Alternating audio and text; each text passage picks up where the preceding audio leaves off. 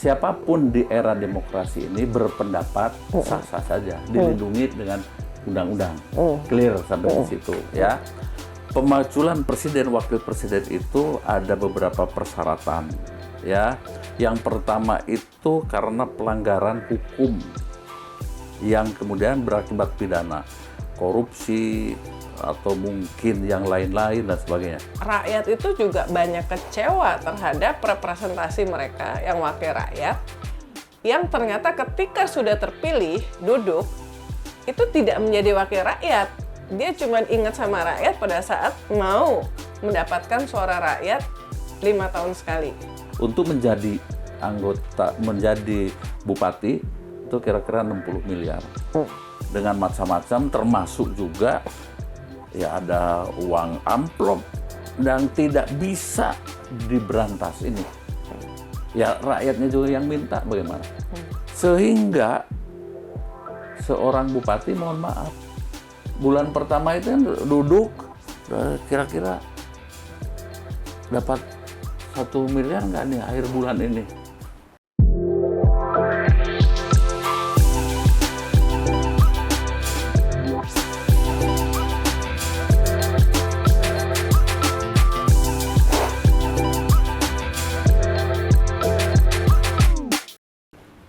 Hai Sobat Milenial and Gen Z, apa kabarnya? Kembali lagi ketemu dengan Real Talk with Unilubis by IDN Times. Ini sudah 2 minggu tidak ada ya, tapi kali ini saya sengaja mencari waktu khusus untuk bertemu dengan narasumber yang sangat kompeten, bisa menceritakan duduk perkara, karena kita akan membahas isu yang sedang hot dan crispy berkaitan dengan 8 poin usulan dari Purnawirawan TNI 17 April kemarin. Yang ramai dibicarakan itu adalah poin ke-8, yaitu usulan memakzulkan wakil presiden yang saat ini dijabat oleh Gibran Rakabuming Raka, dan juga tentu saja kita akan bahas poin-poin yang lain dan isu yang menarik berkaitan dengan tupoksi dari Komisi 1. Saya penasaran banget, sudah lama ingin wawancara, tapi waktunya baru cocok dengan Bapak TB Hasanuddin. Saya biasa manggilnya Kang TB. Dulu kita sering ketemu zaman beliau menjadi ajudannya Presiden B.J. Habibie. Ya. Jadi waktu masih muda-muda kita masih ya. muda ya, tapi sekarang belum berubah. 72 tahun tapi kayak 27 katanya. Nah, Kang TB ini sudah menjadi anggota DPR, ini udah periode keempat dari Dapil 9 Jawa Barat, jadi Majalengka, Subang, dan Sumedang. Aslinya dari Majalengka. Bertugas selalu di Komisi 1 ya? Iya. Komisi 1 itu pertahanan, keamanan, kemudian politik luar negeri, kemudian Komdigi, BIN, apa segala macam lah ya. Dewan Pers. Dewan Pers ya. Jadi sebenarnya luas, tapi dulu kita sering bercanda kalau wartawan ngeliput di DPR nih, ini komisi air mata, ya kan? Kalau ada komisi yang lain tuh komisi mata air. Ini berhubungannya dengan keras-keras ya, dunia yang katanya didominasi oleh maskulin ya. Dan ada airnya. Dan nggak ada airnya, jadi ini makanya dibilang komisi air mata. Kok betah amat sih jadi bertugas di komisi air mata, Kang? Ya, saya senang di situ daripada basah ya. Kalau basah kuyup apalagi nanti. Jadi Kang TB ini Purnawirawan TNI. Sebetulnya satu angkatan dengan Presiden Prabowo Subianto, Akmil 74 ya? 74. Pak Safri Samsudin. Pak Safri Samsudin. Pak Glenny Khairupan. Yang belakangan udah jarang muncul. Ya. Sempat rame, tapi udahlah kita nggak bahas. Tapi yang penting satu angkatan dengan Presiden Prabowo dan Menhan sekarang, Pak Safri Samsudin. Ada cerita menarik nggak dengan Presiden Prabowo waktu pas di Akmil? Ya, kami bersahabat ya. Begitu 3 tahun. Oh iya, sorry, ini dari fraksi PDIP ya, biar jelas. Iya. Kami bersahabat dengan yang lain-lain, sama begitu, makan bareng, kemudian mungkin 3 tahunan ya, begitu. Jadi ada suka duka sesama taruna. Kamarnya deket nggak? Baraknya deket gitu tempat tidurnya? Waktu kan itu tingkat 2 bareng tingkat 3. Nah, waktu tingkat 4 itu kita di semacam seperti villa-villa begitu.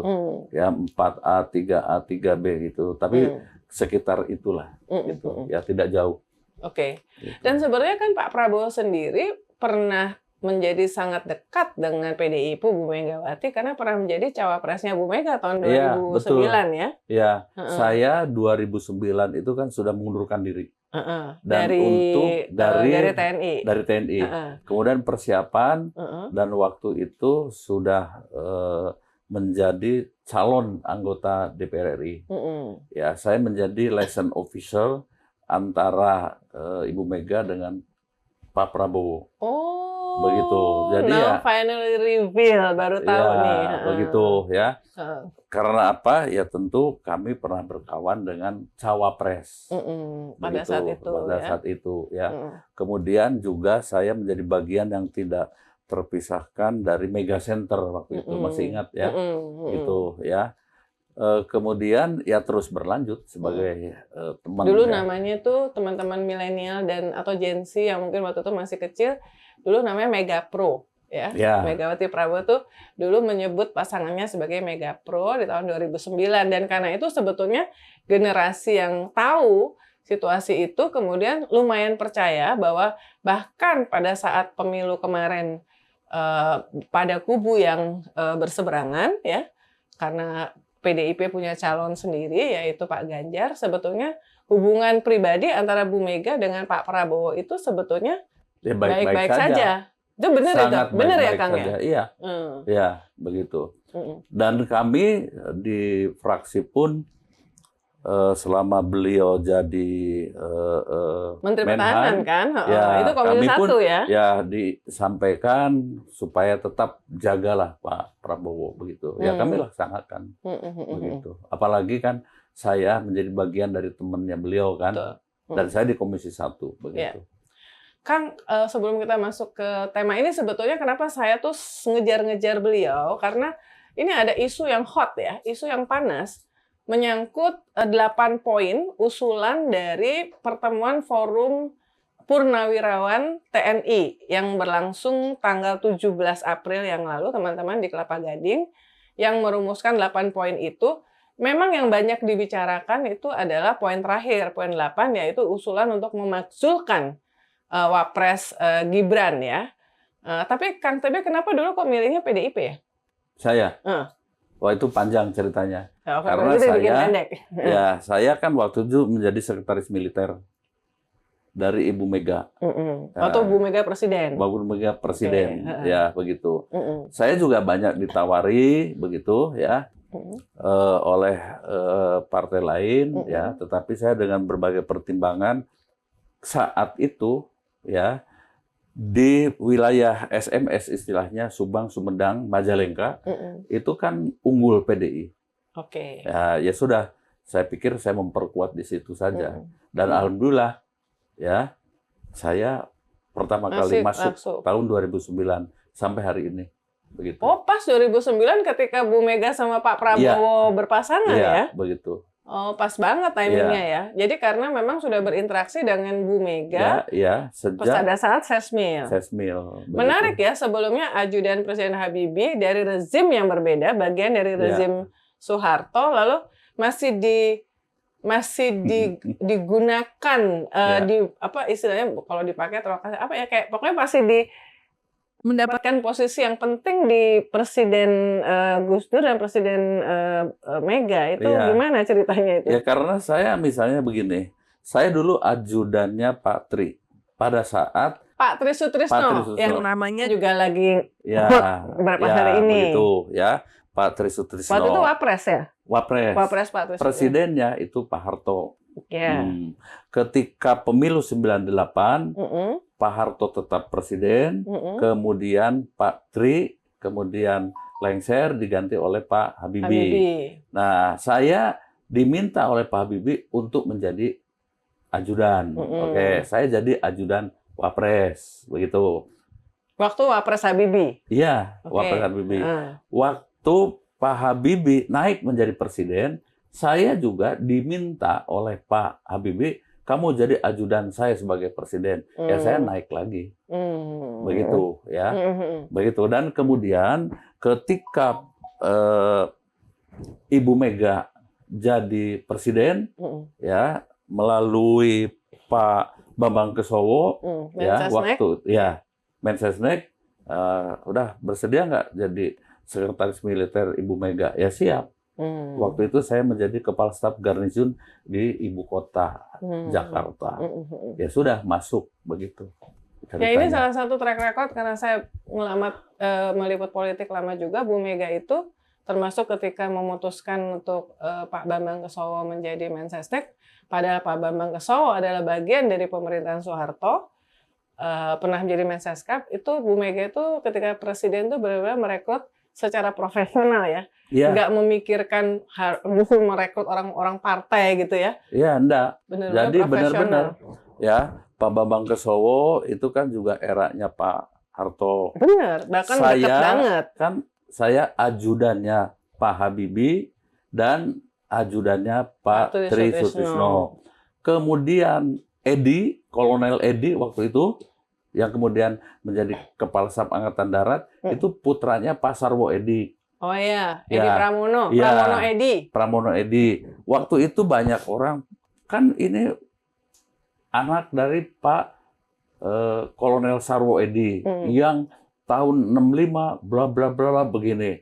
Tapi waktu itu kan yang ke Bung Karno lah ya, dan sebagainya. Tapi kan tidak ada urusan ya, tidak usah disertai dengan dendam dan sebagainya. Yang penting kita lihat profesinya. Dan Pak Pramono Edi itu kan sempat jadi wadan pas pampresnya Bu Mega atau apa ya? Enggak. Jadi keluar jadi ajudan. Jadi ajudan Bu Mega. Ajudan Bu Mega, presiden. Begitu. Jadi nggak ada urusan masa lalu dendam-dendam nggak ada ya? Iya. Ya, kan waktu itu ke saya juga begitu. Ini orangnya mana orde lama, orde baru, begitu ke saya. Tapi kan Ibu Mega nggak ada urusan. Yang penting kerjanya sesuai dengan tupoksi. Ya udah. Saya kerjakan apa yang menjadi yang seharusnya. Nah. Oke, itu menarik. Jadi hal-hal yang behind the scene di Real Talk ini selalu kita ngomongin cerita-cerita behind the scene juga. Nah, Kang TB, ini situasinya menarik ya. Mungkin kemarin juga RUU TNI juga sempat kontroversi ya. Masyarakat menganggap proses dikebut ya. Kemudian prosesnya cepat, masuk prolegnas 18 Februari 2025, tanggal 20 Maret udah selesai di paripurna, dan 30 hari kemudian ternyata udah diteken.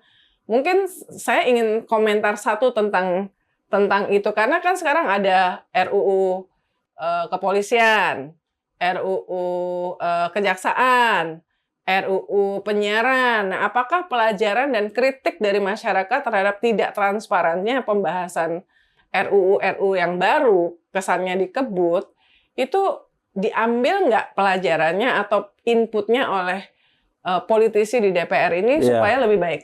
Kalau saya melihat, ya saya ambil contoh saja RUU TNI. Sebenarnya tidak benar kalau dikebut. Cuman yang terwartakan adalah proses ketika dibentuknya panja. Itu ya. Padahal 1 tahun sebelumnya itu sudah pernah didiskusikan, ya, baik di Kemenhan maupun di Mabes TNI maupun di DPR sendiri. Nah, kemudian saat itu, ini tidak dulu menjadi prioritas dan sebagainya. Nah, kemudian muncul lagi melalui pembahasan ada, tetapi proses pentahapan itu kadang, ini kelemahan kami di DPR, tidak tersosialisasikan dengan baik, begitu. Sehingga kadang-kadang misalnya begini, ada pembicaraan dengan masyarakat sipil yang dulu sudah dilaksanakan. Nah, kemudian karena sekarang mau masuk ke panja, kemudian kami mengundang lagi. Yang dulu dengan yang sekarang dianggap sudah tidak ada. Akhirnya apa? Seolah-olah menjadi dadakan, begitu ya. Proses itu mungkin sebuah pengalaman bagi kami bahwa proses sosialisasi itu sangat penting. Libatkan masyarakat dan juga media agar kekhawatiran seolah-olah tertutup itu ya harus ya menjadi sesuatu yang terbuka. Sama Gitu. ini, kenapa kok draft RUU itu tidak dipublikasikan misalnya di website DPR sehingga semuanya masyarakat bisa membaca, bisa memberikan komentar, masukan. Itu kan belakangan tuh makin Iya. misterius, susah dicari. Itu. Ya. Bahkan anggota DPR pun kadang-kadang tidak tahu. Betul, yang Kami RUU TNI ditanya juga. bagaimana, sudah selesai, dapat tidak? Tidak juga. Nah itu ya kami sudah bicarakan, kami diskusikan dengan para pimpinan ke depan ya harus terbuka, masukin saja ke website seperti apa, begitu ya. Nah, karena yang Itu. juga sekarang menimbulkan kekhawatiran dari masyarakat termasuk civil society adalah RUU kepolisian. Ya Nah, kan? ini RUU kepolisian itu ampresnya sudah lama loh masuk ke sini. Ada saya datanya ya. Kemudian kok tidak disampaikan juga ya. Begitu. Pentahapannya sekecil apapun enggak apa-apa diwartakan saja begitu ya. Ya, kita menunggu itu Ya. ada di website. Ini website, ya. masalahnya kami tidak punya juru bicara ini. Ya, Iya. ya tentu kan anggota DPR parle kan bisa semuanya bisa berhak untuk bicara kan? Ya, kalau di parlet kan tidak semua. Kami ini misalnya begini. Oh, ini sekarang undang-undang ini masuk ke Baleg atau dimasukin ke komisi. Yang memutuskan kan bukan anggota, Bamus. Nah, harusnya Bamus lah yang bicara ke media dan itu perlu dijembatani oleh juru bicara. Mungkin harus ada buru bicara yang tidak menjadi anggota DPR. Lebih baik Di sekjennya mungkin, di sekjen, itu di sekjen ya. Di sekjen saja yang berbicara apa adanya kegiatan-kegiatan yang dilakukan di DPR supaya terkomunikasikan pada publik. Ya. Saya ya. berharap begitu. Karena misalnya contoh yang baik itu adalah Mahkamah Konstitusi dari zamannya capacity building, zamannya Profesor Jim Lee ya. Ya. Itu hanya berapa mungkin 1 jam atau 2 jam setiap kali sudah ada keputusan itu langsung muncul di websitenya. Ya. Jadi rapi banget, jadi benar-benar transparan gitu ya. Ya. Itu kan sebenarnya nggak susah ya, masukin mengupload doang gitu kan, setuju, teknis saya ya setuju. kan. Misalnya waktu disorotnya pentahapan pembahasan RUU TNI, ya, karena tidak ada yang menjelaskan ya dengan segala hormat. Saya tiap sore saya berbicara dengan media kan ini harusnya dihandle oleh tim media dari DPR dibawa ke sekjenan ya. Ya. Toh diceritakan aja apa adanya. Kan pembahasan pun terbuka. Betul. Pembahasan pun ya. Oke, nah sekarang isu yang hot. Ya. 8 poin ya. Memang yang rame itu adalah, mungkin bisa diceritakan karena sesudah itu 2 hari yang Jadi lalu juga ada pertemuan. Bukan Kentucky aja yang hot ya. Hot dan crispy. Ini harusnya Crispy nih. Ini hot dan crispy nih Iya, isunya. Iya.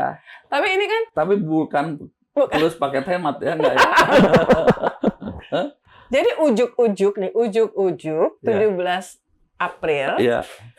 Ini berapa? 108 ya? 108 purnawirawan TNI kumpul. Iya. Lalu lahirlah 8 poin. Iya. Yang mereka sampaikan lewat Pak Wiranto, penasehat militer ya, Presiden Prabowo ya. Iya. By the way, selama ini Pak Wiranto tidak dalam kubunya kubunya Prabowo ya, dalam setiap pilpres ya. Dulu itu dulu. Dulu lah. ya, sekarang belakangan karena dia ngikut sama Jokowi, jadinya masuk. Sekarang ini forum ini resmi organisasi atau apa Kang? Jadi pengen tahu Jadi, juga kalau di Uni tentara nanya ya. pada gua nggak tahu ya. Begitu. Tapi Iya. ceritanya gini. Organisasi di para purnawirawan itu tadinya hanya Pepabri doang. Iya, yang sekarang katanya Pak Agung Gumelar. Ya, Pak Agung Gumelar. Kemudian setelah itu ya berkembang karena kami ini bukan ABRI lagi kan. Iya. Begitu. Dan kemudian muncullah. Dulu PPAD. wajib. Dulu wajib. Jadi anggota sesudah zaman dulu. pensiun. Sesudah pensiun harus menjadi anggota PPABRI. Termasuk Polri waktu itu ya? Iya, termasuk Polri. Zaman dulu ya. Zaman dulu, sebelum reformasi. Iya. Gitu, dan wajib lah hukumnya mengikuti garis Kayak hierarki. wartawan lah harus wajib jadi anggota PWI. Nah, begitu ya. Nah, Kemudian setelah itu sekarang jadi PPABRI ya tidak begitu teranu lagi lah, terorganisir lagi lagi. dengan baik karena apa? Karena tidak wajib. Ya, Bukan tidak wajib ya, tapi jadi tidak semua orang. Nah, gitu. Lalu ada PPAD, Persatuan Purnawirawan Angkatan Darat, PPAL, dari Angkatan Laut. PAU, kemudian Polri, Polri, sebagainya. Ya. Nah, yang saya ikuti sebagai anggota PPAD itu, saya tidak tahu menahu soal Yang 17 tuntutan April itu. ya. Karena kalau saya Tapi pelajari, diundang nggak waktu itu? enggak. Oke. Enggak. Jadi itu muncul perorangan saja. Perorangan saja yang kemudian mungkin kelompok pemikirannya sama, ya sudah. ada 100 berapa itu? 8, Ya, 108. itu ya. Dan kalau saya pelajari dan saya mengenal beliau-beliau senior-senior itu kan ada yang happy-nya pada kembali ke Undang-Undang Dasar. Nomor 1 itu. Nah, itu Tuntutan nomor 1 kembali ke Undang-Undang Dasar 45 asli sebagai tata hukum politik dan tata tertib pemerintahan. ya ada kelompok. Saya sebut saja kelompok kecil. Kemudian apa lagi? Jadi mendukung program kerja Kabinet Merah Putih, Asa Cita, kecuali untuk kelanjutan pembangunan IKN. Ya, itu ada kelompok. Ya. Yang satu Pemikirannya itu. Yang Menghentikan mendukung. PSN, Oke. PIK 2, PSN Rembang, dan kasus-kasus ya. yang dianggap merugikan, menindas masyarakat, serta berdampak pada kerusakan lingkungan. Ya. Menghentikan tenaga kerja asing Cina yang masuk ke Ya, NKRI. ada kelompok itu Ah. yang selalu berteriak-teriak ini nanti arahnya negara komunis dan sebagainya Ya, itu oke. ya. Ada lagi, oke, yang kita lakukan saja lah. Ya. Mengusulkan pergantian wakil Ada. presiden kepada Ya. MPR karena keputusan MK terhadap pasal 169 huruf Q Undang-Undang Pemilu telah melanggar hukum acara MK dan Undang-Undang Kekuasaan Ya, Kehakiman. ini garis keras. Ya. Yang belum move on Dari Pemilu. pemilu. Oke. Wah. Nah. Tapi dari sekian orang itu ya memang menjadi anggota atau mungkin tidak menjadi anggota dari PPAD, PPAL tapi dan PPAU maupun PP Polri ya. Nah, kami PPAD ya itu ya tidak bersikap seperti itu. Kok tahu? Nah, pada tanggal 6 kemarin ketika ada halal bihalal 6 Mei. PPAD 6 Mei ya, itu di gedung Kartika ya, Balai Kartini. Itu di situ ada dua hal yang disampaikan Ini oleh yang Pak Prabowo hadir ya? ya Pak Prabowo Presiden hadir, ya? Pak Tri Pak juga Tri hadir. Nah, bahwa dua hal, kami mendukung kebijakan dan program Presiden Prabowo yang baik, begitu ya, Tulisannya cuma yang baik. yang baik, Nggak ada, yang nggak ada diucapkan, spesifik. tidak Aksa spesifik. Cita gitu nggak ada ya? Ya, jadi itu ya satu. Yang kedua itu mendoakan Bapak Prabowo sehat, kemudian juga segar ya, kemudian segar bugar ya di dalam mengemban tugas negara. Dua hal itu saja. Yang kedua nggak ada sampai akhir masa jabatan gitu ya? Tidak ada. Sebenarnya tetap presiden. Ya, tidak ada. Jadi yang penting sehat dalam melaksanakan tugasnya. Iya. Begitu. Harapan-harapan kita semua yang memang sudah tidak muda lagi kan. Ya, ya. Ya kalau pensiun kita berharap sehat juga lah ya. Ya, yang sedang ada di pemerintah juga sehat begitu ya. Ya. Oke, Begitu. kalau gitu kembali berarti yang ini yang 17 April itu sebenarnya bukan forum yang resmi tapi kumpulan Tidak mewakili setahu saya organisasi. tidak mewakili organisasi PPAD. Ya. Dan jadi ini adalah orang-orang yang purnawirawan yang memiliki like minded, kebetulan punya aspirasi yang sama di beberapa Lalu poin tadi. berkumpul, ya, Berkumpul, muncul. diterjemahkanlah. Oke. Ada yang happy-nya ini, ya udah jadikan satu begitu. Oke. Sekarang karena yang viral, yang paling banyak dibahas adalah poin 8, yang kalau kata gampangnya kan kalau buat media tuh biar judulnya itu adalah memakzulkan Gibran, Wapres Gibran. Gimana pendapat? Begini, saya pribadi, ini bukan sikap PPAD atau sikap PDI ya, nah, pribadi Hasanuddin, begini, siapapun di era demokrasi ini berpendapat sah-sah saja, dilindungi dengan undang-undang, clear sampai di situ ya. Tapi dilaksanakan bisa atau tidak, ya soal pemakzulan itu tidak semudah itu. Karena? Ya, karena begini, pemakzulan presiden wakil presiden itu ada beberapa persyaratan. Ya, yang pertama itu karena pelanggaran hukum yang kemudian berakibat pidana, korupsi atau mungkin yang lain-lain dan sebagainya. Satu, ya, ini harus melalui proses hukum.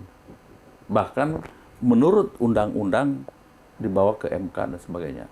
Oke. Yang kedua itu adalah pengkhianatan terhadap negara kesatuan Republik Indonesia. Harus terbukti.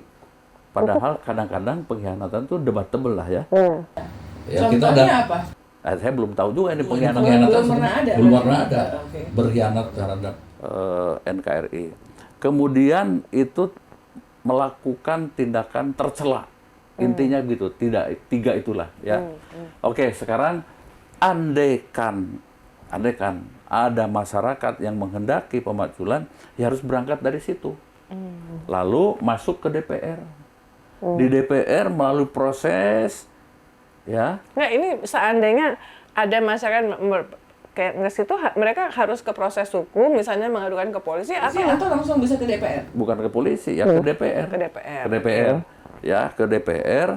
Kemudian di DPR pun ada sebuah proses yang ujungnya mayoritas. Nah, nanti yang akan membawanya ke MPR. Dan setelah melalui proses hukum yang benar ke MK dan sebagainya. Itu pun dibawa ke MPR. Di MPR juga ada pemungutan suara dan sebagainya sampai kemudian melakukan sidang Majelis Permusyawaratan Rakyat. Dan kemudian kalau terpenuhi ya jumlahnya, kuotanya, ya baru ada sebuah keputusan. Dan itu tidak mudah. Dari sekian puluh masuk, kemudian ke rapat paripurna, ambil suara dan sebagainya, ya satu. Ya kecuali ya publik tahu ada sebuah tindakan yang katakanlah mungkin seperti korupsi atau apa dan sebagainya. Ya, itu. Melihat ini ya, semua ini kan kalau kita lihat tidak mungkin lah di DPR itu. Mayoritasnya sekarang kan ya di kubu pendukung di pemerintah. kubu pendukung pemerintah. Jadi kayaknya tidak mungkin lah. Kalau menurut hemat saya menjadi sebuah kenyataan. Begitu. Tapi kira-kira kenapa kok akhirnya muncul pasal ini ya dari orang-orang yang sebetulnya meskipun purnawirawan tapi kan orang-orang yang karena sebelumnya mereka pejabat, jenderal, segala macam, jadi ada common sense-nya juga ada. Kira-kira menurut Kang TB itu kenapa ini? Kalau pendekatannya politik seperti era pemakzulan Gus Dur, mungkin bisa. Ya, begitu. Tapi sekarang sudah ada undang-undang, nggak bisa. Tidak bisa. Tidak bisa. Jadi jangan disamakan ketika era Gus Dur dengan sekarang. Begitu, ya.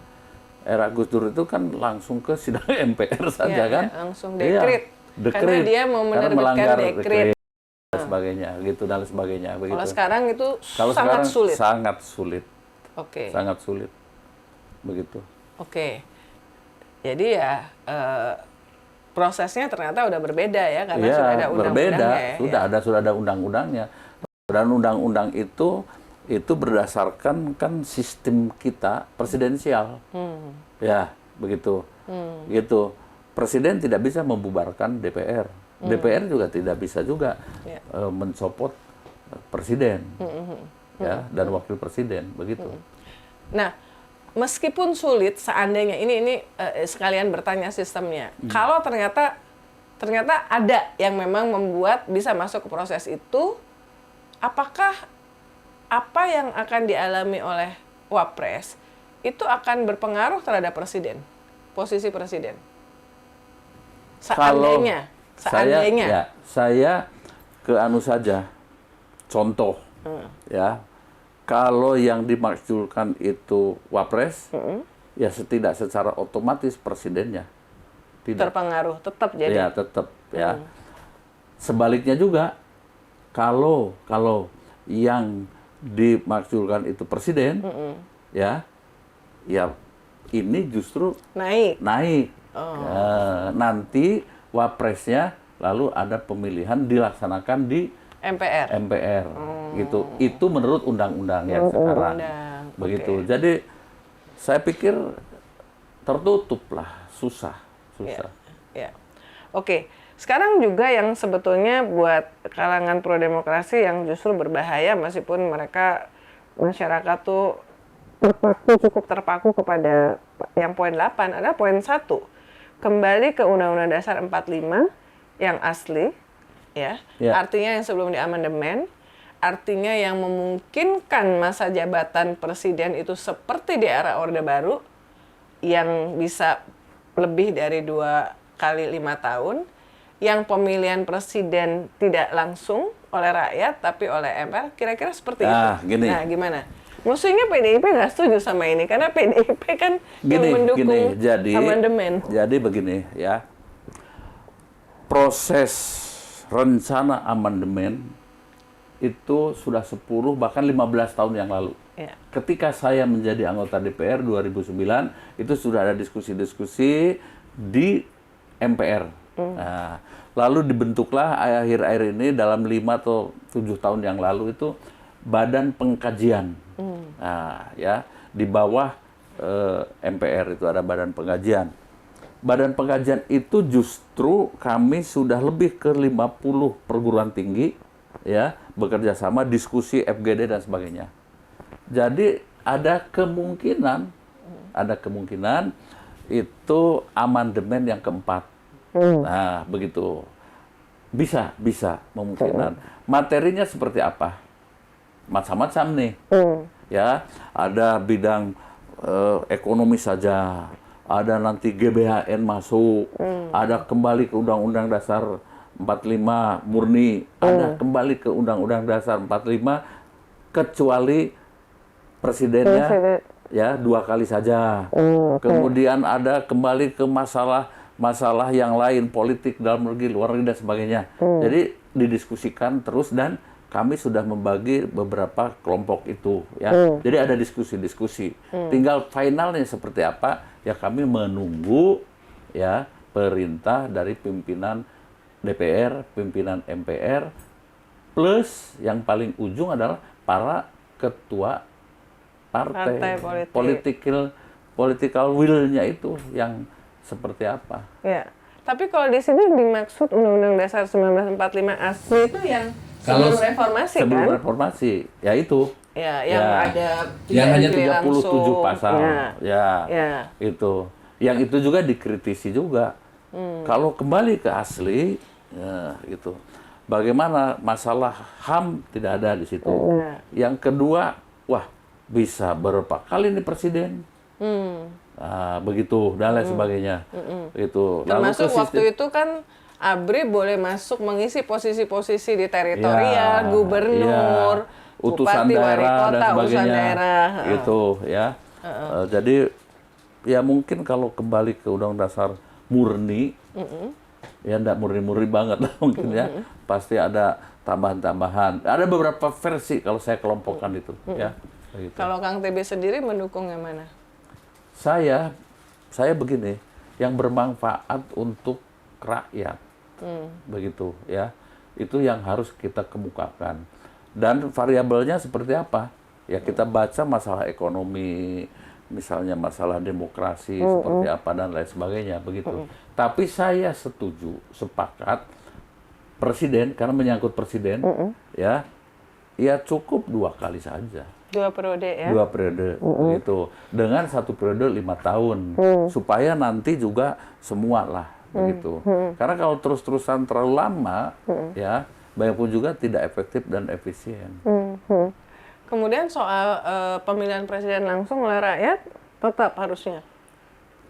Gini, itu di kami pun ya di MPR debatable, ya apakah langsung, seluruh langsung berarti presiden, kemudian gubernur, kemudian juga bupati, sampai kepala desa ya. Nah, kemudian ada juga yang berpendapat presiden saja yang langsung, yang lain tidak usah dan sebagainya. Debat itu, diskusi ini belum selesai, begitu ya. Dan kami masih terus menghadirkan pakar-pakar dan harus menghitung untung ruginya. Kan cost-nya juga ditanggung oleh rakyat. Karena Presiden Prabowo juga sudah sempat menyampaikan soal ide revisi Undang-Undang Pilkada ya, bahwa gubernur tingkat 1 dan tingkat 2 itu tidak dipilih langsung oleh rakyat karena biayanya sangat mahal, belajar dari Pilkada serentak November kemarin ya. Gimana menurut Kang TB? Ya bisa saja kalau nanti ya di dalam keputusan di MPR seperti itu. Bisa saja. Karena sangat debatable ya, menyangkut biaya, menyangkut pertumbuhan, menyangkut apakah demokrasi itu hanya sekedar mencoblos selesai saja. Kan ya tidak pas juga. Demokrasi itu adalah memilih pemimpin yang bertanggung jawab, yang mau mensejahterakan rakyatnya dan memajukan negara ini. Begitu, bukan hanya sekedar coblos-mencoblos saja. Tetapi juga kalau ditunjuk aspek-aspek politisnya juga harus kita pikirkan. Kalau yang menang partai X, nah, bisa semua nanti yang ditunjukkan dari partai X juga kan?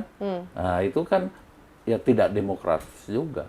Ya, tapi biaya itu kok selalu dikedepankan sebagai trade-off dari proses demokrasi dan kedaulatan rakyat langsung ya. Sebenarnya berapa sih biayanya, misalnya berapa puluh triliun, berapa ratus triliun dibandingkan dengan kedaulatan dan hak rakyat langsung. Not to mention bahwa rakyat itu juga banyak kecewa terhadap representasi mereka yang wakil rakyat, yang ternyata ketika sudah terpilih duduk itu tidak menjadi wakil rakyat. Dia cuma ingat sama rakyat pada saat mau mendapatkan suara rakyat 5 tahun sekali. Tapi selama 5 tahun kemudian sebagian dari mereka nggak peduli. Nah, jadi misalnya contoh, apakah misalnya RUU TNI wakil rakyat anggota DPR nanya sama di dapilnya ada masukan nggak apa sih, kan enggak, artinya nggak mewakili suara rakyat. Nah karena itu demokrasi harusnya benar-benar tetap kembali di tangan masing-masing warga dengan hak kedaulatan suara yang langsung. Saya mau bicara dulu ya soal cost. Untuk saya lihat saja ya, karena saya 10 tahun menjadi ketua DPD PD Perjuangan di Jawa Barat. Menyelenggarakan lebih dari 15 kali sejak dulu kan tidak serentak ya pencalonan bupati. Ada yang biayanya di wilayah-wilayah seperti zona basah itu Bekasi, Kerawang dan sebagainya itu bisa 100 miliar untuk calon jadi bupati. Untuk jadi calon aja atau untuk sampai jadi? Sampai jadi. Oke, let's say 100-120 miliar ya. Kemudian di tempat lain ya ada 30-40. Saya sudah ratakan saja untuk menjadi menjadi bupati itu kira-kira 60 miliar. Sedikit aman lah itu ya. Dengan macam-macam termasuk juga ya ada uang amplop yang tidak bisa diberantas ini. Ya rakyatnya juga yang minta bagaimana? Ya mungkin tidak minta. Ya oke lah berharap. Ya begitu 60 miliar. Untuk berapa tahun? Masa bakti 5 tahun. 5 tahun itu kan 60 bulan. Habisnya kos 60 miliar. Artinya 1 bulan harus kembali 1 miliar. Oke? Kembali 1 miliar 1 bulan itu baru kembali modal. Belum ada untungnya. Ya, begitu ya. Sehingga seorang bupati, mohon maaf, bulan pertama itu kan duduk kira-kira dapat 1 miliar nggak nih akhir bulan ini. Belum kalau dia ngutang apa gitu. Oh iya, macam-macam dan sebagainya. Sehingga konsentrasinya pada pengembalian uang. Begitu. Jarang sekali ada, saya mau nyalurkan bupati, hitung-hitung sodakoh. Karena Habis. sudah kaya. Karena udah bukan hanya kaya, tapi ikhlas juga. Ikhlas. Mau berjuang untuk rakyat dan sebagainya. Tapi kan tidak semua orang begitu. Ya, artinya pelanggaran hukum, korupsi dan sebagainya itu memang dalam keadaan terpaksa juga. Dan ini kita harus cari jalan bagaimana mencari pemimpin yang baik tanpa terjadi dampak-dampak seperti ini. Begitu. Dan itu tidak mudah menjabarkannya, membuat aturan perundang-undangannya. Kembali lagi ya, saya sepakat dengan pernyataan Bung Hatta dulu ya. Seperti apapun undang-undang dan aturan, yang paling penting para penyelenggara negara ini. Itu. Jadi kembali lagi artinya Kang TB bisa memahami landasan berpikir bahwa karena pemilu langsung ini kosnya besar, maka kenapa tidak kita memikirkan revisi menjadi pemilu tidak langsung? Kan nggak ada jaminan juga bahwa kalau pemilu tidak langsung dipilih di DPRD atau di MPR, kosnya menjadi lebih kecil. Karena cuman yang akan menerima uang yang 60 miliar itu Ya. adalah dibagi di orang yang lebih sedikit. Saya justru masih dalam keadaan belum pasti seperti apa yang dipilih. Apapun undang-undangnya, kalau kita para penyelenggara negaranya masih maling, masih ngerampok dan sebagainya, tidak akan solusi apapun itu selesai. Oke. Jadi yang paling penting itu, seperti dalam undang-undang, pembentukan karakter bangsa dulu, baru berbicara kesejahteraan kan. Undang-undang dasar kan begitu. Ya. Pembentukan jati diri dulu, ya, karakter bangsa, baru nanti kita berbicara mengelola keuangan, duit dan sebagainya, ya, begitu. Kita sudah ada usaha yang dilakukan oleh Pak Jokowi itu kemarin apa ya? Bahkan ada konsep ya revolusi mental. Ayo, mana itu sekarang revolusi mental? Ya, tapi itu waktu itu kan di era pertama Menko Kesranya Bu Puan. Gitu. Jadi kan tidak ada hasilnya kan? Tidak ada. Orang ke sini, kau tahu ya itu yang namanya apa tuh korupsi dan sebagainya, jumlahnya makin mengerikan. Ya. Iya. Ya. Dan mengerikan lagi hukumannya makin kecil ya. Ya.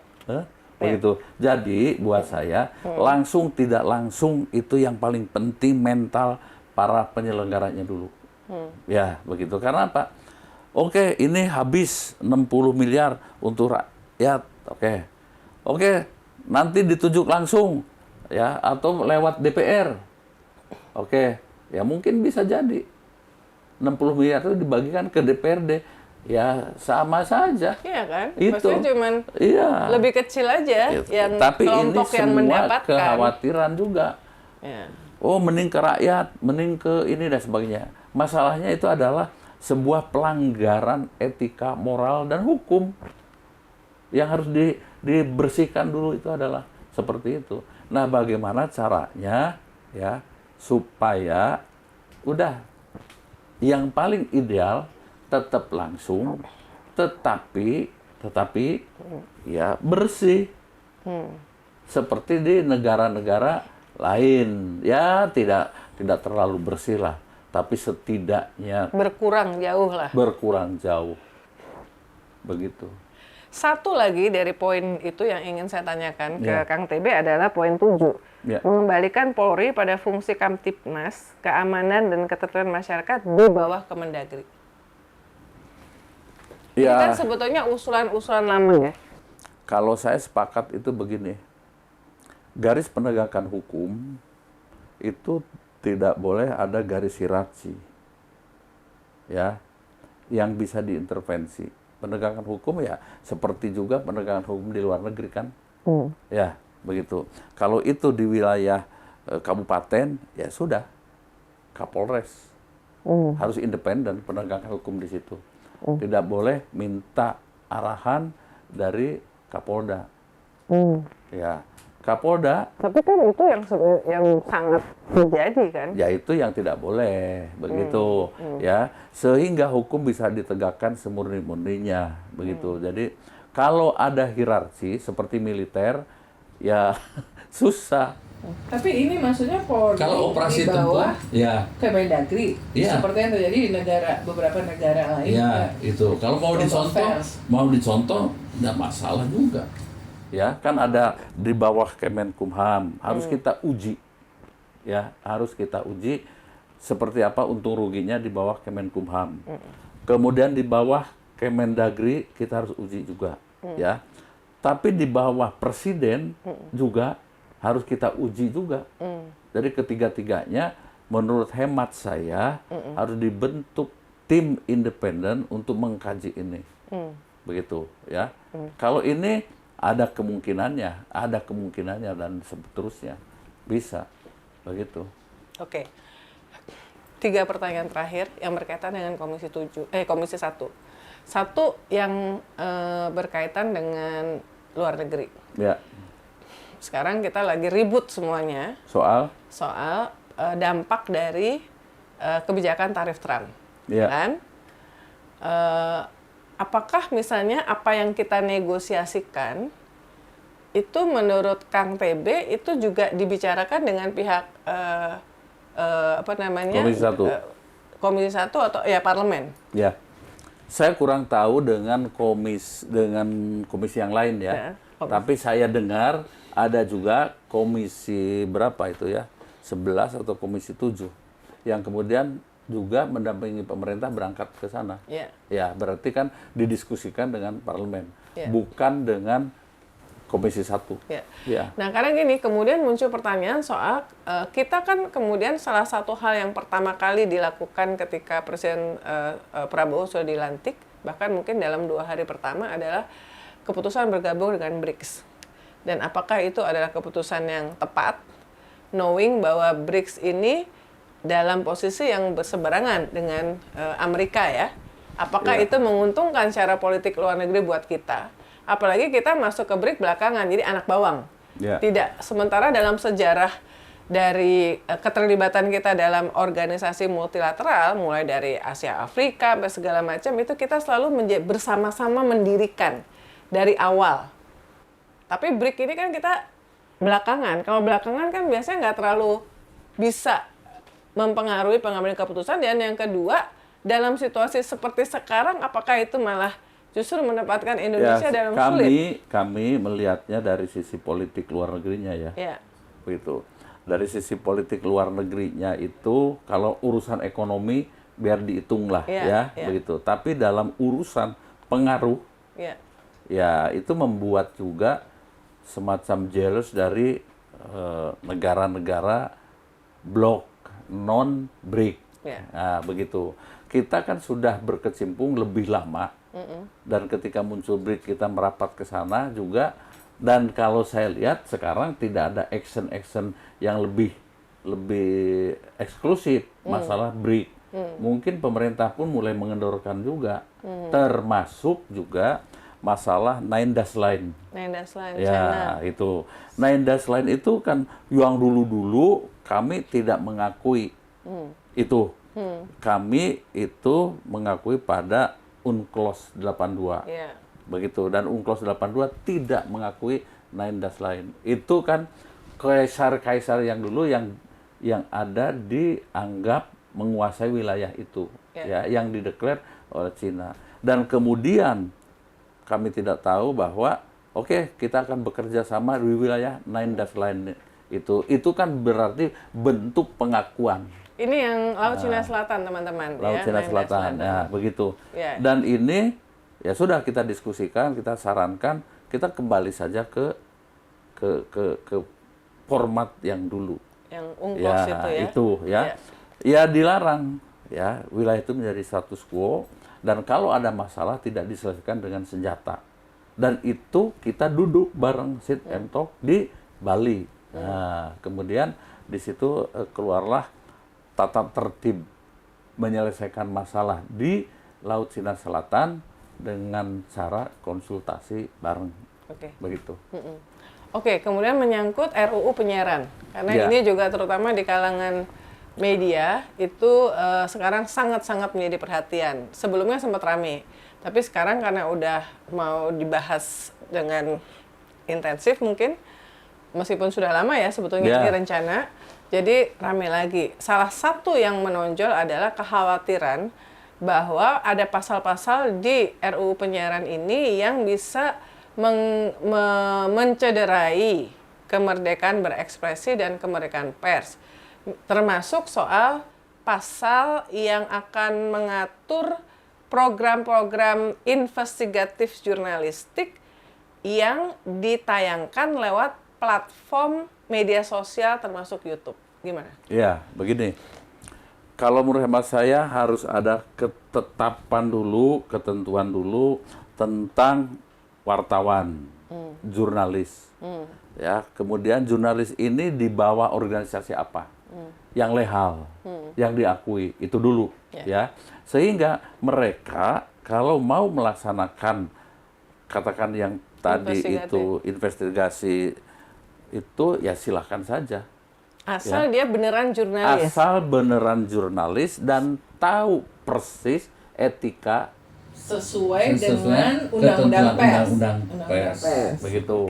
Yang acuannya itu Dewan Pers Itu kan yang sebagai penegaknya. Oke. Kemudian dan sepengetahuan dari lembaga atau kantor atau ya media yang sesuai juga dengan aturan, yang tersertifikasi. Iya, tersertifikasi gitu. Jadi kalau ada apa-apa ya diselesaikan melalui lembaga itu, organisasi itu ya, yang sudah tersertifikasi dan legal. Nah, yang di luar ini harus kita atur nih. Ya, karena ada yang perorangan buat YouTube dan sebagainya ya. Nah, kemudian berbicara soal investigasi jurnalis itu ya, kalau menurut hemat saya ini bagian dari potret yang diambil, yang dilempar ke masyarakat ya, agar masyarakat tahu pembanding. Cuman memang ada kekhawatiran ya, harus kita pikirkan bersama. Kalau sebuah proses di pengadilan, penyidikan yang dilakukan oleh kejaksaan kemudian oleh kepolisian, BAP-nya jatuh, nah, dan sifatnya rahasia, ya jangan kemudian menjadi materi investigasi. Itu karena itu. Tapi kalau misalnya kan bagi media, itu proses yang biasa. Kita mendapatkan informasi, tip termasuk BAP. Tetapi kan memang pada saat kita mempublikasikan, itu harus melalui proses verifikasi. Ya, termasuk cover both sides, segala macam, sebagaimana diatur oleh kode etik jurnalistik. Harusnya nggak apa-apa dong. Ya, tapi kalau BAP-nya hasil nyari tanpa seizin dari lembaga penyidik dan sebagainya, menurut saya. Kalau investigasi jurnalistik itu ya kalau nungguin izin dari lembaga ya bukan investigasi jurnalistik kan? Itu bisa dilaporkan, kan sebuah upaya karena begini, dilindungi undang-undang. BAP itu dilindungi. Tapi kalau misalnya tidak ada investigasi jurnalistik di dunia ini, tidak akan terbongkar kasus-kasus yang merugikan masyarakat dan publik. Dan bahwa dia kemudian mendapatkan informasi awalnya itu dari, entah dapat dari orang dalam, termasuk BAP, sepanjang ketika dipublikasikan sudah melalui proses verifikasi, harusnya nggak apa-apa kan? Kalau sudah melalui verifikasi, artinya kan BAP yang jatuh tuh sah. Sah. Kalau sah ya nggak apa-apa. Gitu. Kalau sah nggak apa-apa. Semua yang sah dilindungi undang-undang di negeri ini jangan dihalangi. Termasuk yang sah menurut Undang-Undang Pers ya? Iya, yang sah menurut Undang-Undang Pers, termasuk di dalamnya ya, begitu. Tapi kalau caranya melanggar undang-undang, caranya mengkhianati undang-undang, ya pasti ujungnya produknya itu juga tidak sah. Oke. Itu. Pertanyaan terakhir, Ya. Amnesty Internasional Indonesia juga baru merilis hasil observasi mereka di tahun 2024. Demokrasi di Indonesia di seluruh banyak dunia termasuk di Indonesia itu dapat sorotan karena declining ya, dan sebenarnya lembaga-lembaga lain juga mengatakan seperti itu. Yang disoroti termasuk pelanggaran HAM, abuse yang juga banyak dilakukan oleh aparat, termasuk oleh TNI. Gimana komentar? Apakah ini bisa, bagaimana DPR, khususnya Komisi 1 itu, apakah punya power, punya pengaruh untuk bisa memastikan bahwa tahun 2025 ini musuhnya jauh berkurang? Ya, jadi begini, kalau saya lihat, pertama itu tren perkembangan kejahatan di Indonesia meningkat. Ya, oke. Harus diperdalam. Kenapa meningkat? Apakah karena ekonomi menurun dan sebagainya? Saya nggak tahu ya. Tapi trennya naik. Oke. Sehingga ada upaya-upaya dari pihak aparat keamanan untuk melakukan tindakan-tindakan, ya begitu. Dan ketika tindakan yang dilakukan itu terjadi pelanggaran yang tidak sesuai dengan prosedur, dan itulah yang kemudian dibicarakan oleh Komnas HAM, sampailah ke Komnas HAM internasional. Oke, itu satu dasarnya. Yang kedua, tren perkembangan di Papua, ya begitu. Di Papua ini, jujur, penugasan TNI itu kan bukan operasi militer, ya begitu. Sehingga itu juga TNI ada di belakang polisi dalam konteks penegakan hukum, membantu polisi. Ya, ketika ada prajurit TNI Polri yang gugur, hampir tidak pernah Komnas HAM itu membicarakan, ini fair saja, ya. Tapi ketika ada masyarakat yang notabene juga dari kelompok bersenjata yang meninggal, ya, itu dideklar itu sebagai sebuah pelanggaran HAM, ya. Sehingga semua itu dikorelasikan, diambil kesimpulan bahwa pelanggaran HAM di Indonesia itu menurun, pelanggaran di Indonesia itu meningkat karena terjadi pelanggaran-pelanggaran seperti itu. Saya punya datanya. Nah, tinggal sekarang kesimpulannya aja sebetulnya, ya, apakah ini termasuk pelanggaran HAM atau tidak dan sebagainya dalam suasana yang krodit seperti ini. Itu. Tetapi kami khususnya di Komisi 1 ya sudah minta kepada aparat khususnya TNI, mari kita selesaikan. Jangan hanya mau TNI Polri itu menjadi ujung tombak solusi di Papua. Mengapa? Ujung tombaknya kalau militer itu kan alat utamanya kan bedil, berpeluru, begitu ya. Coba diskusikan dengan Kementerian PU, coba Kementerian Pertanian, kemudian jadi satu, ada desk bersama untuk mencari solusi-solusi. Solusi ekonomi ya. Solusi misalnya masalah pendapat tentang PEPRA itu kan masih debatable itu, PEPRA itu ya. Kemudian konon ada semacam apa ya, penyingkiran lah ya terhadap masyarakat Papua asli dan sebagainya, dan kemudian ya itu kita diskusikan ya secara bersama, secara komprehensif. Jangan hanya TNI dan polisi yang diturunkan. Itu. Nah, sedang ditanggapi sudah, insya Allah nanti ke depan ada kelompok bersama ya. Ya, untuk solusi itu. Solusi Papua ya? Ya, dulu sudah ada titik terang. Ya, 10 tahun yang lalu tuh ada Des Papua di DPR. Itu melibatkan dari komisi-komisi, ada komisi ekonomi, komisi hukum, komisi 3, ya, komisi dari komisi 1 yang melibatkan TNI dan sebagainya. Oke. Jadi Papua nggak bisa diselesaikan oleh satu lembaga saja. Oke, baik. Nah itu tadi perbincangan isu-isu hangat, termasuk isu 8 poin usulan ya dari Forum Purnawirawan TNI yang hari-hari ini sedang ramai dibicarakan dengan Bapak TB Hasanuddin, anggota Komisi 1 DPR RI dari fraksi PDI Perjuangan. Sebenarnya kalau ketemu dengan Pak Kang TB ini banyak banget yang bisa kita obrolin, tapi mudah-mudahan ini bukan yang pertama dan terakhir, karena selalu seru-seru isu-isunya yang berkaitan dengan Komisi 1 ini, dan termasuk cerita-cerita berkaitan dengan penegakan hukum, HAM, luar negeri, segala macam ya.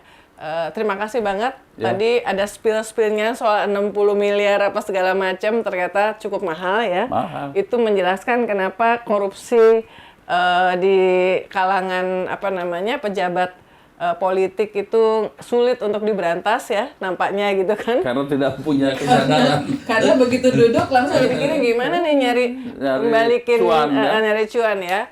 Ya ini juga memprihatinkan, harus ada solusinya.